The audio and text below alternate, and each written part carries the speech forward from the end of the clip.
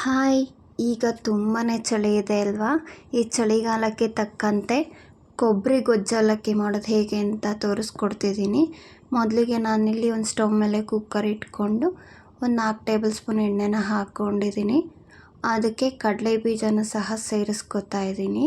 ಹಾಗೆ ಕಡಲೆಬೇಳೆ, ಉದ್ದಿನಬೇಳೆನ ಸಹ ಸೇರಿಸ್ಕೊಂಡು ಕರೆದು ಒಂದು ಪ್ಲೇಟ್ಗೆ ಎತ್ತಿಟ್ಕೋಬೇಕು.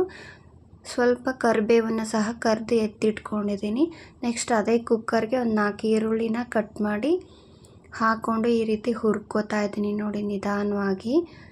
ಒಂದು 7ರಿಂದ 8 ಹಸಿಮೆಣ್ಸಿನ್ಕಾಯಿನೂ ಸಹ ಸೀಳಿ ಈ ರೀತಿ ಹಾಕ್ಕೊಂಡು ಹುರ್ಕೋತಾ ಇದ್ದೀನಿ. ನೆಕ್ಸ್ಟು ಒಂದು ಫಾರಮ್ ಟೊಮೆಟೊ ತೊಗೊಂಡಿದ್ದೆ ನಾನು, 2 ಟೊಮೆಟೊ ತೊಗೊಂಡಿದ್ದೆ. ಅದನ್ನು ಸಹ ಹಾಕ್ಕೊಂಡು ಹುರ್ಕೋಬೇಕು. ಟೊಮೆಟೊ ಸಾಫ್ಟ್ ಆಗಲಿ ಅಂತ ಸ್ವಲ್ಪ ಉಪ್ಪನ್ನು ಸೇರಿಸಿ ಹುರ್ಕೋತಾ ಇದ್ದೀನಿ. ಇದು ಎಣ್ಣೆ ಬಿಡೋವರೆಗೂ ಹುರ್ಕೋಬೇಕು ನೋಡಿ. ಎಣ್ಣೆ ಬಿಟ್ಟಿದೆ.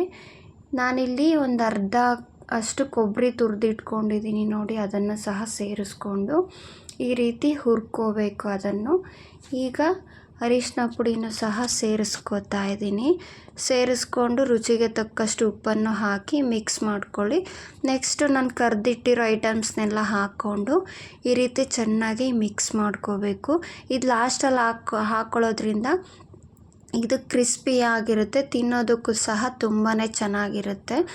ಫೈನಲ್ಲಾಗಿ ಕೊತ್ತಂಬರಿ ಸೊಪ್ಪನ್ನು ಹಾಕೋತಾ ಇದ್ದೀನಿ.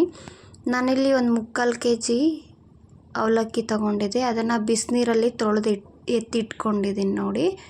ಅದನ್ನು ಸಹ ಇವಾಗ ಸೇರಿಸ್ಕೊಂಡು ಈ ರೀತಿ ಚೆನ್ನಾಗಿ ಮಿಕ್ಸ್ ಮಾಡಿಕೊಂಡ್ರೆ ರುಚಿಯಾದ ಚಳಿಗಾಲಕ್ಕೆ ತಕ್ಕಂಥ ಕೊಬ್ಬರಿ ಗೊಜ್ಜು ಅವಲಕ್ಕಿ ರೆಸಿಪಿ ರೆಡಿಯಾಗಿದೆ. ನೀವು ಸಹ ಟ್ರೈ ಮಾಡಿ. Thank you for watching.